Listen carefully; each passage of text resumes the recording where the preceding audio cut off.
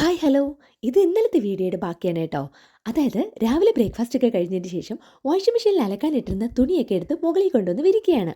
രാവിലെ അത്യാവശ്യം നല്ലൊരു കാലാവസ്ഥ തോന്നിയതുകൊണ്ടാണ് തുണിയെല്ലാം എടുത്ത് അലക്കിയത്. സാറ്റർഡേ ഈവനിങ്ങോ സൺഡേ ഒക്കെയാണ് ഞാൻ കല്യാണിയുടെ ബാഗൊക്കെ കഴിയുന്നത്. അത് മിക്കവാറും സെക്കൻഡ് സാറ്റർഡേ ആയിരിക്കും കേട്ടോ. കല്യാണി ഒരാഴ്ച കൂടുതലായി സ്കൂളിൽ പോയിട്ട് പനിയൊക്കെ ആയിട്ട് ഇപ്പോൾ പനിയെല്ലാം മാറി ഓക്കെ ആയിട്ടുണ്ട്. അപ്പോൾ നാളെ എന്തായാലും സ്കൂളിൽ പോകണം.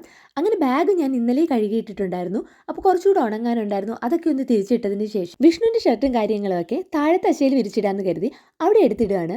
പക്ഷേ ഉച്ചയോടടുപ്പിച്ച് ചെറിയൊരു മഴക്കോളൊക്കെ വന്നു തുടങ്ങിയിട്ടുണ്ടായിരുന്നു. ഈ സമയത്തൊക്കെ കല്യാണി അവളുടെ സൈക്കിളും ചവിട്ടി അവിടെയൊക്കെ നടക്കും. കല്യാണിക്കുട്ടിയുടെ ഫസ്റ്റ് ബർത്ത്ഡേക്ക് ഗിഫ്റ്റ് കിട്ടിയ സൈക്കിളായിരുന്നു. നല്ല ക്വാളിറ്റി ഉണ്ടായിരുന്നു. ഇത്ര നാളത് യൂസ് ചെയ്തു. ഈ വർഷത്തെ അവളുടെ ബർത്ത്ഡേക്ക് പുതിയൊരു സൈക്കിൾ ഗിഫ്റ്റ് ചെയ്യണമെന്നാണ് അച്ഛൻ പറഞ്ഞുകൊണ്ടിരിക്കുന്നത്. അപ്പോൾ അതൊക്കെ പോട്ടെ. അതിനകത്ത് വന്നപ്പോഴേക്കും വിഷ്ണുവോട് ഫിഷ് കട്ട് ചെയ്യാൻ തുടങ്ങിയിട്ടുണ്ടായിരുന്നു കേട്ടോ. ഞാൻ ഇന്നലെ കൊണ്ടുവന്നപ്പോൾ ഇത് ചൂര മീനെന്ന് പറഞ്ഞിട്ടാണ് ഫ്രീസറിൽ എടുത്ത് വെച്ചത്. ഈ ഫിഷിന്റെ പേര് സെയിൽ ഫിഷ് എന്നാണ് വിഷ്ണു പറയുന്നത്.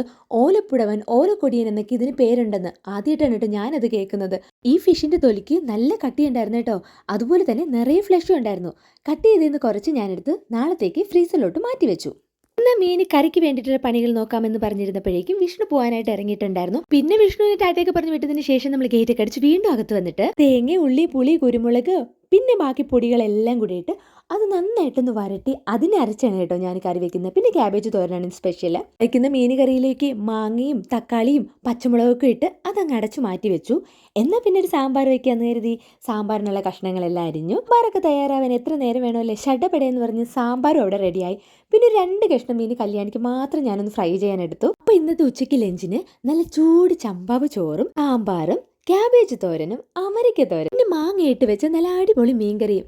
അപ്പോൾ ഇത്രയൊക്കെയുള്ള ഇന്നത്തെ വിശേഷം. അടുത്ത വീഡിയോയിൽ വീണ്ടും കാണാം. ചാനൽ ഇഷ്ടപ്പെട്ടാൽ ലൈക്ക് ചെയ്യാനും സബ്സ്ക്രൈബ് ചെയ്യാനും കമൻറ്റ് ചെയ്യാനും മറക്കരുത് കേട്ടോ. അപ്പോൾ നാളെ കാണാം.